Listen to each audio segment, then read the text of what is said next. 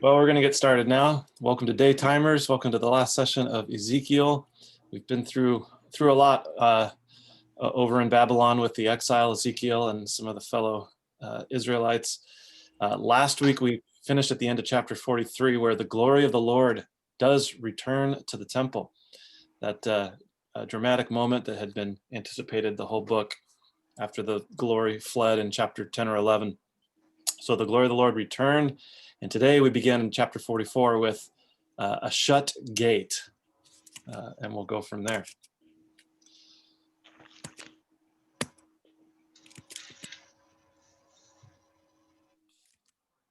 All right.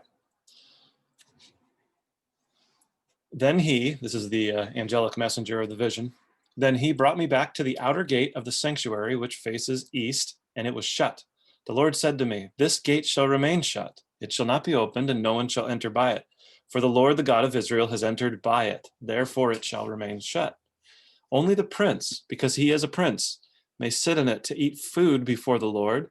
He shall enter by way of the vestibule of the gate, and shall go out by the same way. Okay, what in the world is going on there? I'm going to share the screen, and hopefully you'll get to see this map. Do that. Let's see if it's going to let me flip like this.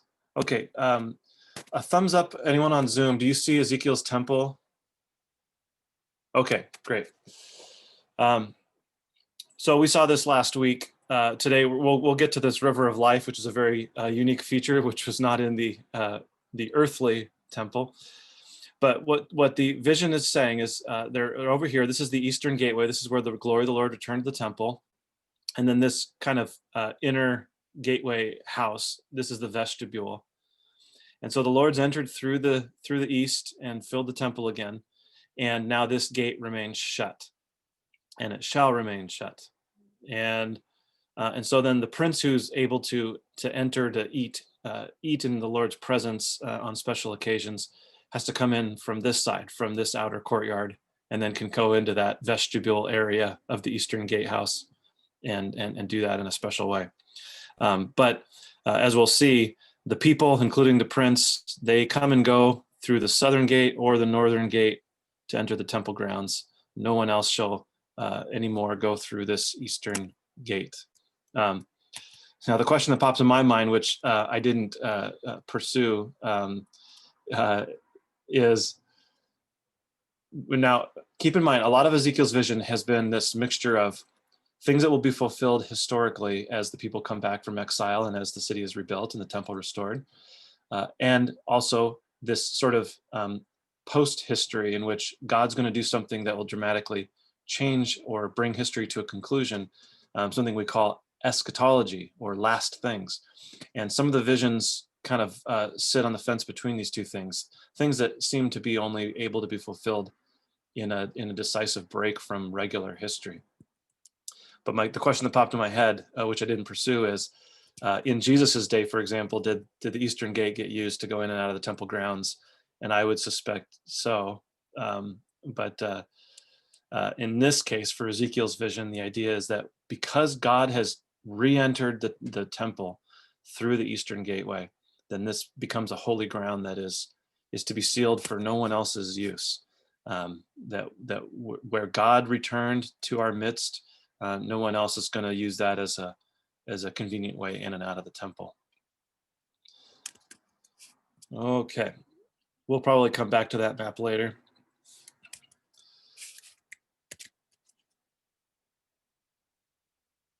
So the question is, who is this prince? Because like these visions, hugging history and post-history, it's quite evident that the prince, as we'll see, can ultimately only be fulfilled in the figure of the Messiah, who is Christ, who is the Son of God and the representative human alike.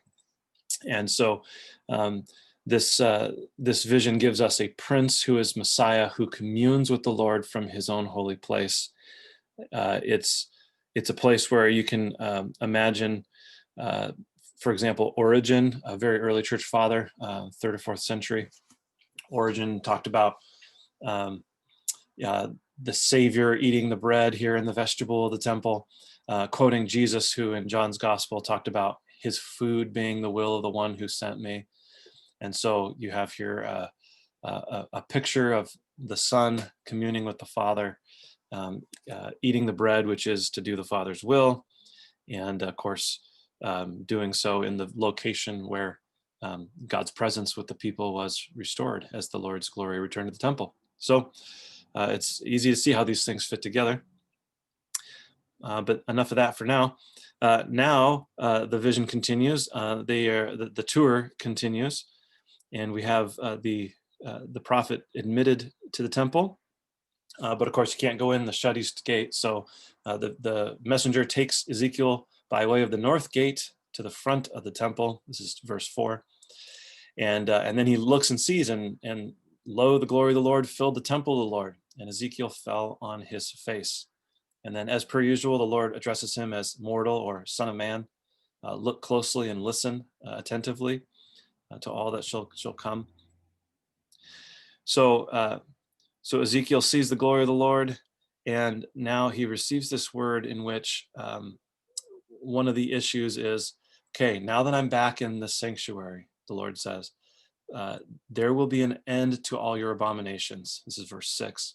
An end to all your abominations, which we had seen at the very beginning of Ezekiel, all that was going wrong in this temple grounds.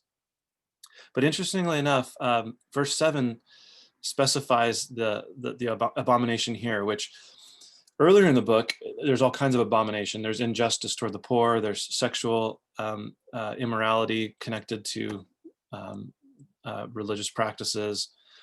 But here in verse 7, it's that foreigners who are uncircumcised, both in heart and flesh, that the foreigners were permitted to be in God's sanctuary and profane his temple.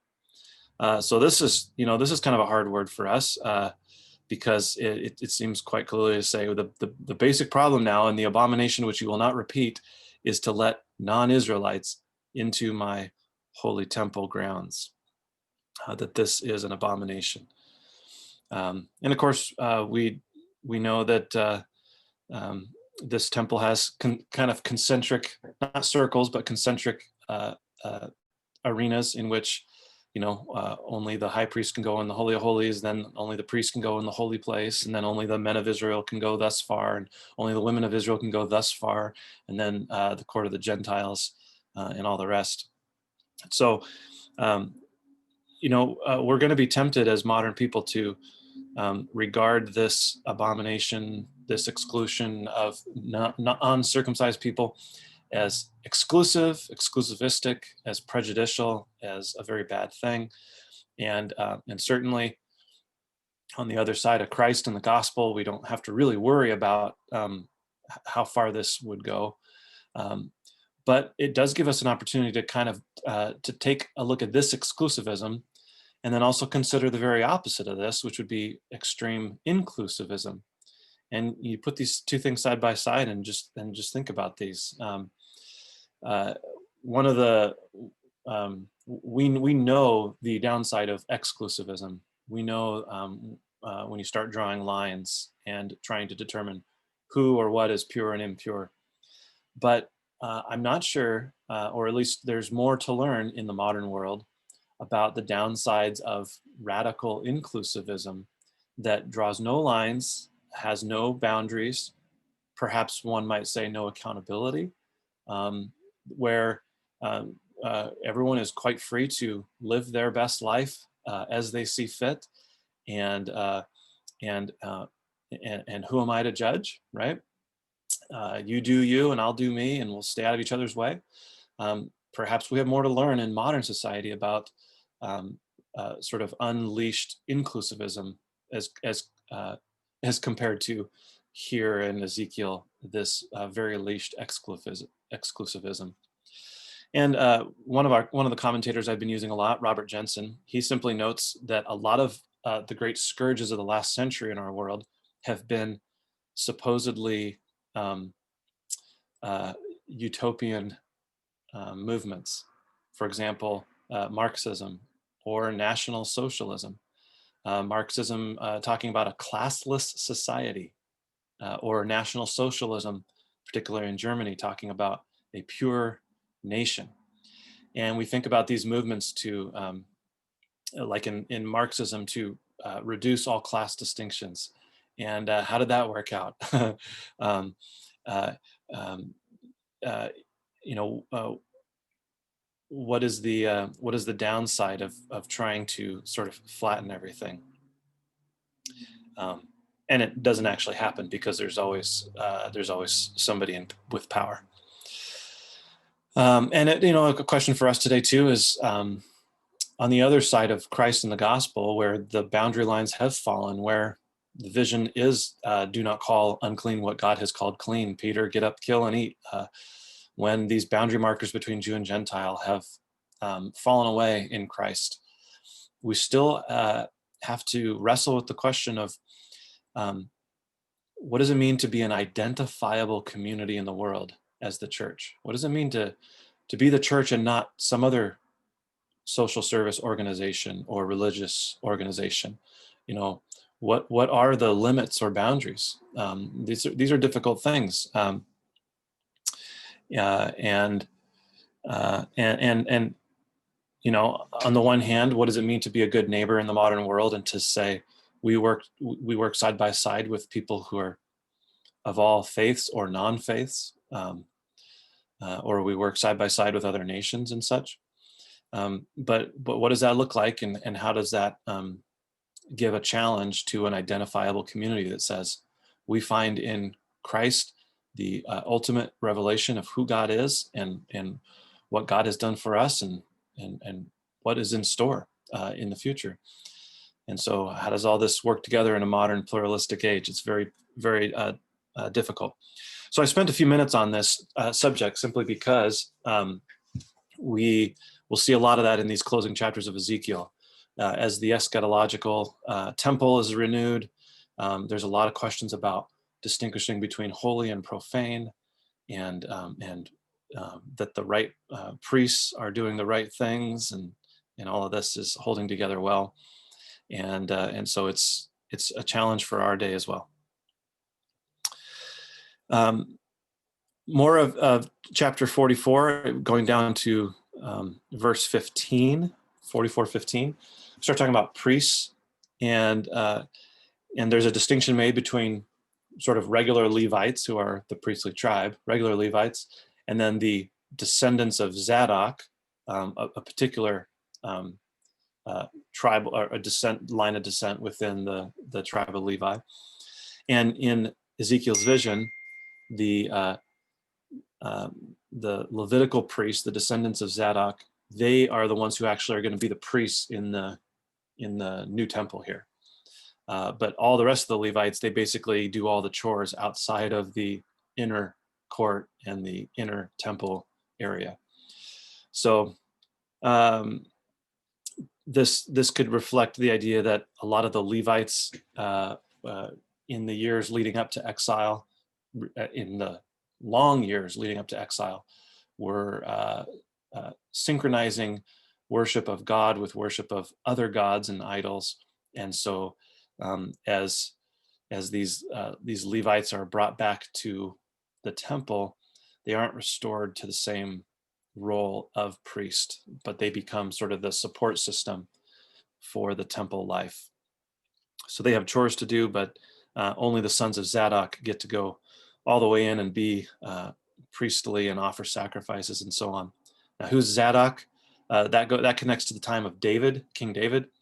So you can find the Zadokites in 1 Kings chapter 1, a little bit in chapter 2 as well. We won't get into that though. But it is important to note that these Zadokites, these particular priests who get to continue to be priests, they're connected to King David. And that's going to be important because we're going to see the prince figure prominently in the rest of Ezekiel's vision here. And so we see David connecting to Messiah, this prince. And then, of course, we see these priests who are connected to that Messiah, that Messianic King David and his descendant. So it all hangs together in the figure of Jesus. More on that to come. The basic task that the Lord gives to the Zadokites, to these priests, is to distinguish between the holy and the profane. And this goes back to my riff earlier about being inclusive, but also the requirement of drawing lines and boundaries and of being identifiable, having a confession of faith, having uh, worship practices that are where the gospel's pure and the sacraments administered rightly. We can think about Puritans or Puritanism, which has become its own term, not even referring to Puritans themselves, but just to be puritanical is seen as to be so legalistic about wearing the right things and going through all the hoops correctly and having all the right bells and whistles and even having the right names for all the stuff you're supposed to wear and supposed to put on the altar and so on. And of course, in American history, we've gone full pendulum swing away from Puritanism into non-denominational Christianity, where if you wear vestments, that's seen as actually a terrible thing, not just sort of formal and outdated, but actually religious in all the bad senses of the term. And so, there's this impulse to kind of, on the one hand, you have the puritanical pendulum swing, and then on the other hand, you have the non-denominational swing, and we don't want to be too quick to sort of say that one side or the other is where Jesus would have us to be.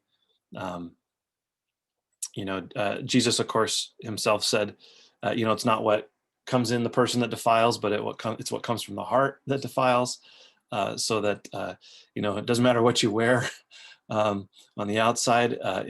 You need holiness from the heart, which can only come from God's gift.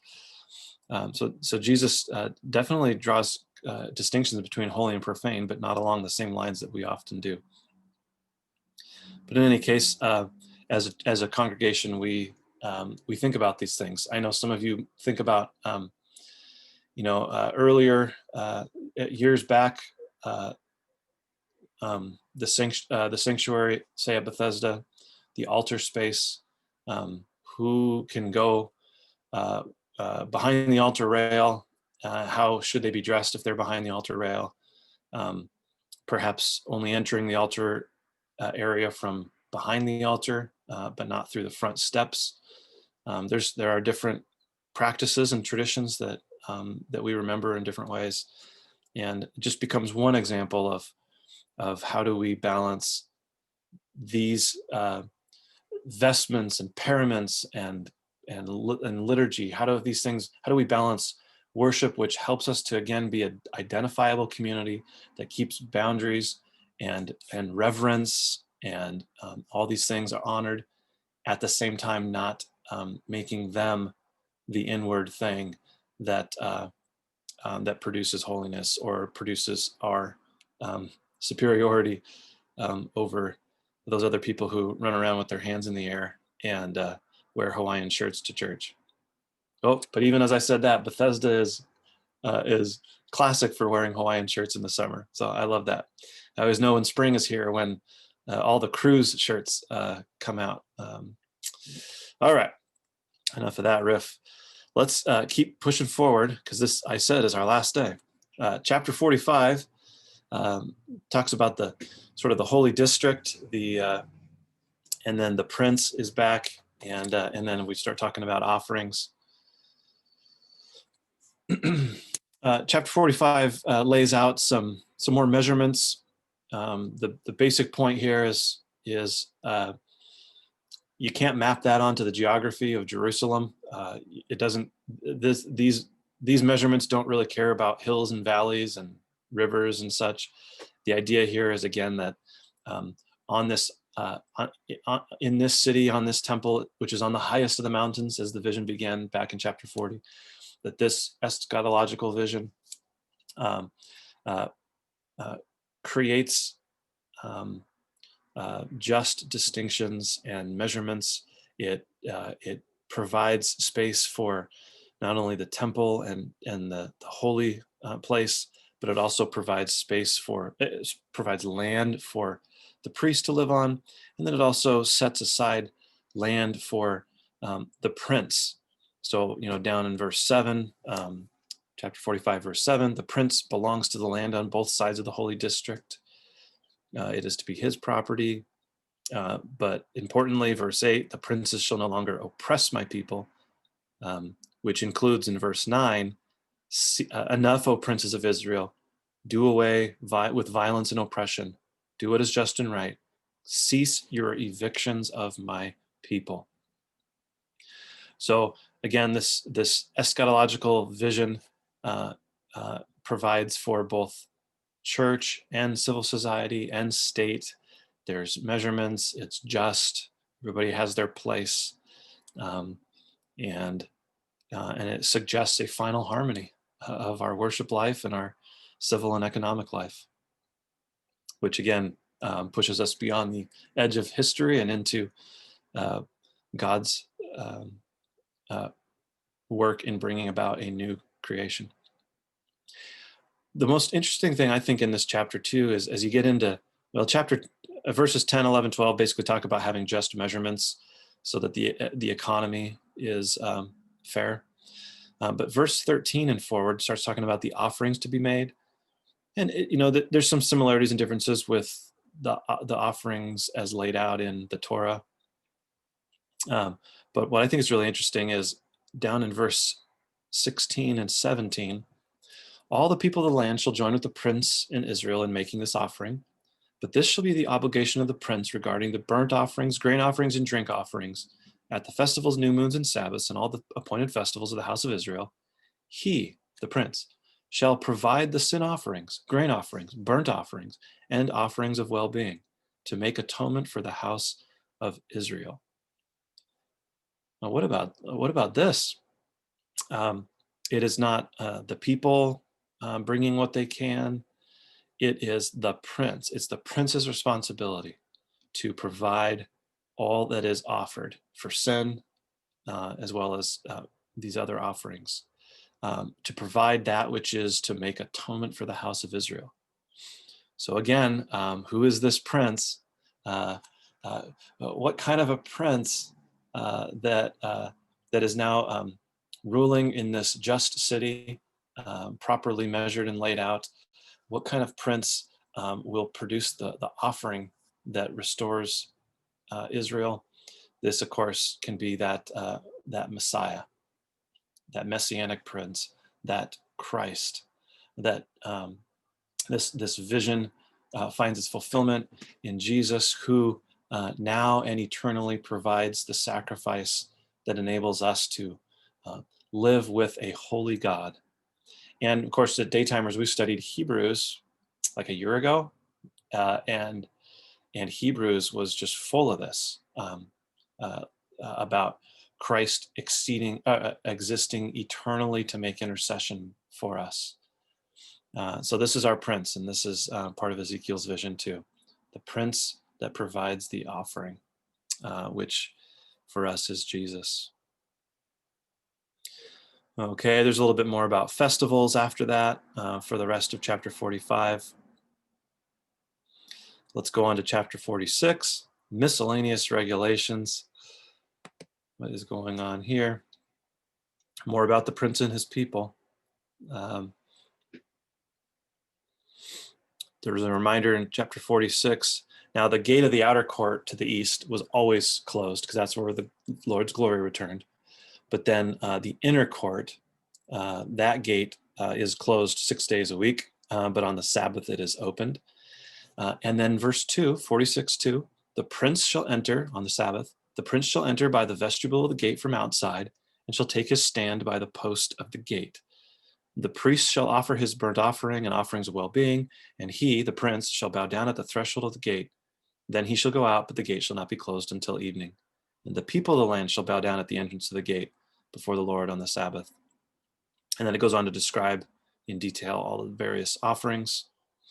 And again, that the prince goes in to the vestibule and goes out the same way. Let's take another quick look at my temple map.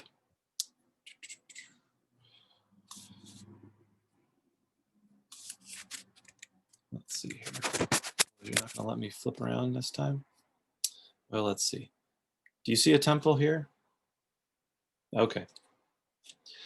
So this time the prince is here at the inner court, the eastern gateway, and this gate is open on the Sabbath. And so the prince who gets to eat over here in the vestibule where the glory of the Lord returned, that same prince on the Sabbath gets to bring the offerings for the people over here. And then the prince stays in the vestibule, and then it's the priests who perform the sacrifices in the holy ground. The prince doesn't go further in that respect. So here, this prince has a really interesting role where he's both communing with God in the vestibule where the glory returned, but at the same time, he's also representing the people in bringing all the offerings, but not going into the inner court, but remaining in the vestibule and then going out the same way he came.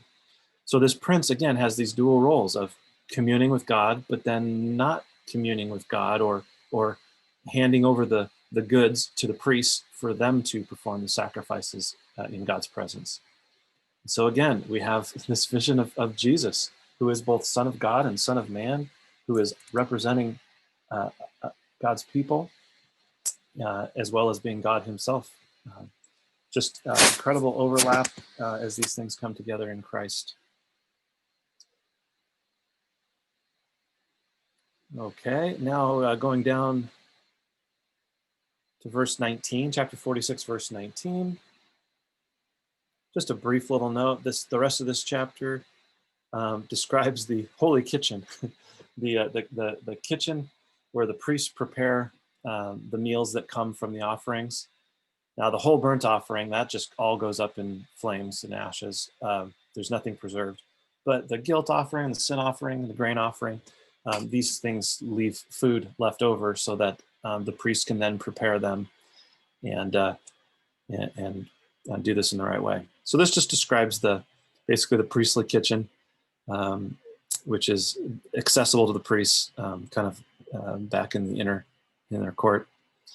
I just thought that was kind of a fun little note on this special kitchen, and just a reminder that sacrifices are mostly returned to the people or for the use of the people, in that they are now dedicated and prepared by the priests, and you've got your kosher meat, right? And so now you can enjoy it. And what that really points out is, whereas the whole burnt offering is intended to describe the fact that before a holy God, we all just kind of go up and we all just go up and smoke, right? We're a breath. But the bulk of the offerings are to restore community. And so as these offerings are prepared by the priests in their special kitchen, and then this kosher food then goes out to the people, the point, of course, is then what we have offered to God is returned, for the most part, is returned to the people, so that we can have community, have joy, have sustenance for our lives. Okay. Oh, it's already 11:30, but we gotta finish Ezekiel, and we've gotta have some fun with the water flowing from the temple in chapter 47. Now, these last two chapters, we're going to get back to our connections to the book of Revelation, to the end of the Bible. So here in chapter 47, the messenger brings Ezekiel back to the entrance of the temple, and water was flowing from below the threshold of the temple toward the east, and water was flowing down from below the south end, south of the altar. Then they go outside by the north gate, because you can't go through the east gate. They go all the way around the temple to the outside to that outer shut eastern gate, and the water's coming out on that side, on the south side of that shut gate. Okay, so one last time, we have our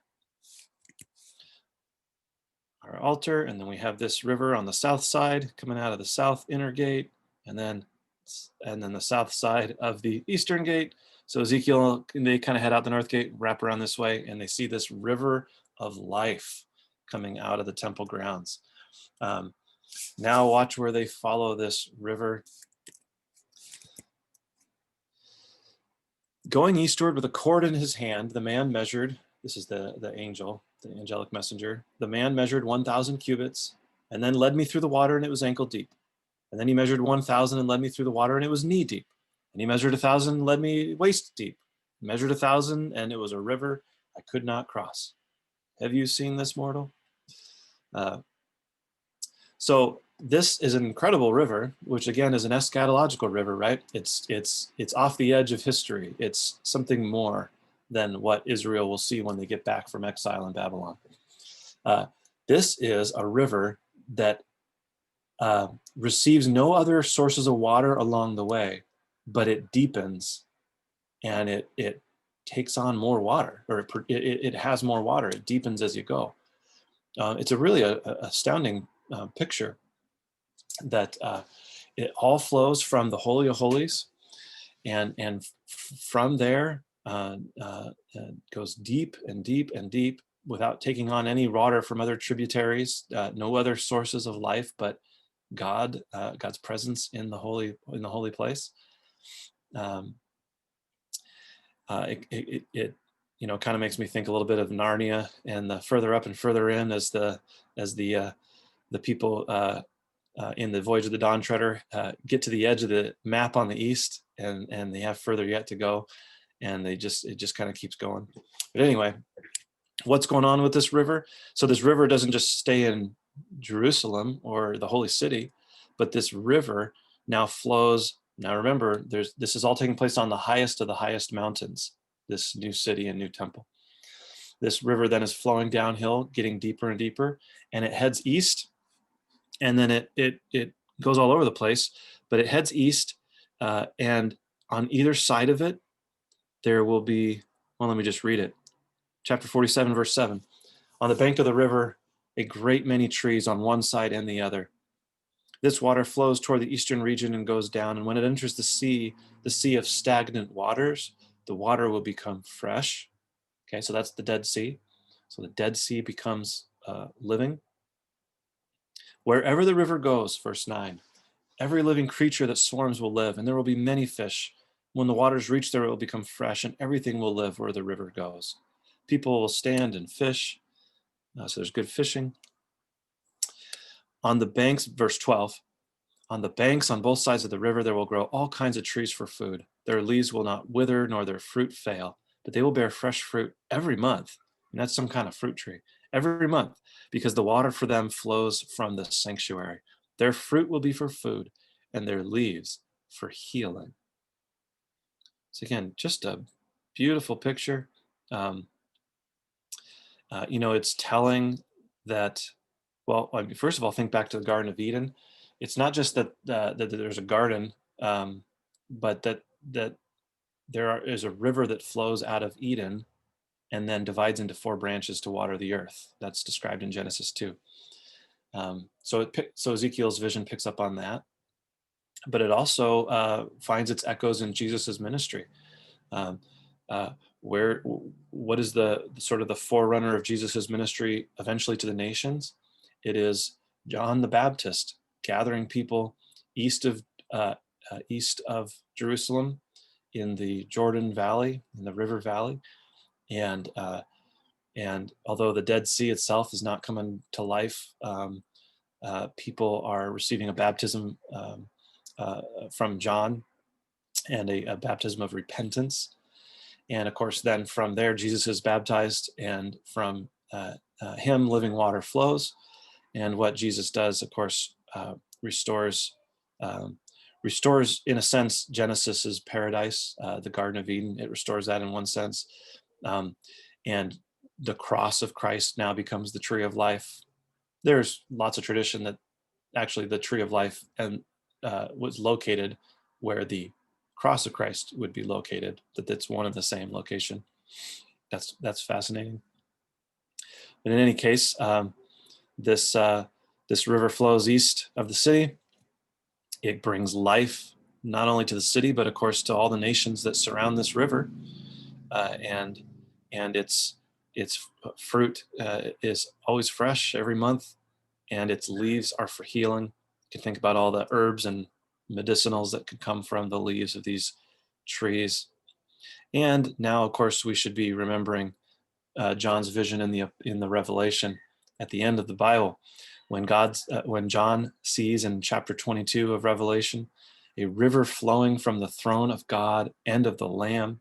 On either side of the river is the tree of life, producing its fruit each month, and the leaves of the tree are for the healing of the nations. And of course, in Ezekiel, the source of the river is the Lord, whose glory has returned to the temple. And of course, in Revelation, then in bringing this imagery forward, is now saying, not only is the source of the water of life the Lord, but it is actually the Lamb, the crucified Messiah, Christ, who is seated on the throne, who is with the Father, now known as Alpha and Omega, beginning and the end. And another significant difference between Ezekiel, well, not necessarily difference, but as the fulfillment of Ezekiel deepens, it's not just that it's the Lamb and the Prince now on the throne, not outside of the temple, but now all the way on the throne. But it is also that that there's no more temple in the New Jerusalem. That in Revelation's vision, there's no need for a temple because God is present, and there's no need for a sun because God Himself is the light of the new city. So there's even a kind of a, not a post-temple thing in Revelation, but what the temple always pointed towards was the presence of God with His people, and the temple is no longer needed when God is fully present with His people. Okay, the rest of chapter 47 does boundaries. It basically lays out a map. We don't need to get into a lot of detail on this, but I do want to show you something. You should be seeing a map with of the region of Israel with a bunch of tribal names laid out. You've probably seen, the 12 tribes of Israel laid out on various Bible maps. They have various, they kind of have different corners, and actually couple of the tribes are on the, historically we're on the eastern side of the Jordan River. But here in Ezekiel's vision, as the land is portioned out, each tribe, their land goes all the way from west to east within the boundaries of the Holy Land, from west to east, and they're just kind of stacked on top of each other as they go. So again, it's not to suggest that this is talking about a history that is to be fulfilled in our current history, but the idea here, of course, is that from east to west, all the tribes have their place, and then it's all within the land, within the Jordan boundary of the east, and all the way extending all the way to the Mediterranean, which even in the day of David and some of the high moments of the nation of Israel, the Philistines were still around, and Israel never had complete control of the land all the way to the coast, to the Mediterranean, north and south. They weren't ever in complete possession. So again, this vision just lays it all out with some nice measurements, and points to a future beyond. One really fascinating thing about this proportion too is that chapter 47, verse 22 and 23 even talks about you shall allot as an inheritance for yourselves and the aliens who reside among you and have begotten children among you. They shall be to you as citizens of Israel. With you they shall be allotted an inheritance among the tribes of Israel. In whatever tribe aliens reside, there you shall assign them their inheritance, says the Lord God. It's really fascinating. Here is promised land real estate being assigned, allotted to non-Israelites, to Gentiles, to resident aliens, to you and me, unless you have Abraham's blood in you. I don't know. I don't know as far as I go. This is really something that this vision says there is land for non-Jews, and they're not here as aliens. They're here as citizens of Israel. And that's really crucial. And And it should at least show us how, when we in our day talk about immigration issues, or talk about what to do with people who've already immigrated here, whether legally or illegally, and particularly those who immigrated here without legal status, what do you do now with people who've had children among us, who reside among us? How do we either protect them or even bring them into legal citizenship status? These things don't just come from, radical leftists or something. These are visions that go a long way back, even to people as exclusive as the Jews of Ezekiel's day, who talk about, the big problem with the priests was the abomination of uncircumcised people in the temple grounds, profaning the temple grounds. Well, yeah, even so, this vision for Ezekiel's day shows land given to Gentiles, and it's, I think, a challenge for us to consider as well.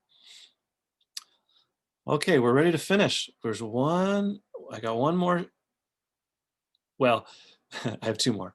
No, this is it. One more. This is the last one. Chapter 48, verse 30. So now we're past all of the territorial measuring and all that. The last thing from verse 30 to the end of the book is, it almost looks random, because for several paragraphs you've had geography and measurements, and here's your territory and here's your land.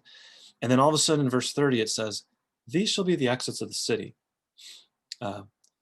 So let me read it, and then I'll make some comments on why this seems kind of abrupt. These shall be the exits of the city. On the north side, which is to be 4,500 cubits by measure, 3 gates, Reuben, Judah, and Levi. And then it goes on and describes all 4 sides, each having 3 gates. And in all, you have the 12 tribes of Israel. And then the very last verse, the circumference of the city shall be 18,000 cubits, and the name of the city from that time on shall be, the Lord is there. And that's how the book ends. And the Lord is there. It's really just 2 words in Hebrew. It's Yahweh there. It's a name. It's not even like a long sentence. The Lord is here. It is, hear Yahweh, hear God, the God who is here. Or we could say at Christmas time, Emmanuel. Emmanuel. The name of this city shall be Emmanuel. These gates are also in the New Jerusalem described in the book of Revelation. The gates on either side, we got this big square shape to the city gates. So that's clean in one sense. But here's why this whole thing seems kind of abrupt. There's been all this talk about the temple. Ezekiel is very temple focused. I mean, he was a priest before he became a prophet. The temple has been our vision for these last 9 chapters of the book. But then here in the end, we have this city, and the city gates becomes the last vision, which might seem kind of abrupt, or at least random. And some commentators suggest that basically you have these 2 traditions coming together. The book of Isaiah, especially in talking about the exile and the return from exile, where we get a lot of our Christmas and Advent scriptures, like comfort, comfort my people, Isaiah 40. That Isaiah's vision talks a lot about Zion. It talks a lot about the city of Jerusalem, Zion, Zion, Zion. It talks a lot about David and the Messiah. And then Ezekiel has been more temple focused, and the restoration of God's glory to the temple. And so it's possible that this last sort of piece about gates and the city and the Lord being there is the name of the city, that this becomes a way that the city hopes and the King David hopes of, say, Isaiah, and the temple hopes of Ezekiel, these things basically come together and flow in the same direction. Okay, well, we got it done, but it took a little bit. It took a little bit longer. We do still have time for a discussion over on Zoom, but if some of you on Facebook, thank you for joining us in this way. Stay tuned for a word about when we reconvene with Daytimers Bible Study.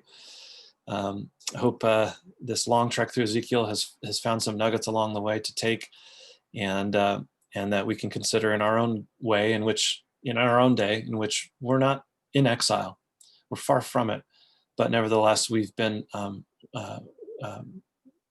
really disrupted, and we're kind of in exile in our own homes in some ways, and things are not the same. So I hope it's been a blessing to consider God's glory, which has not left us and will not leave us, because the Prince has come.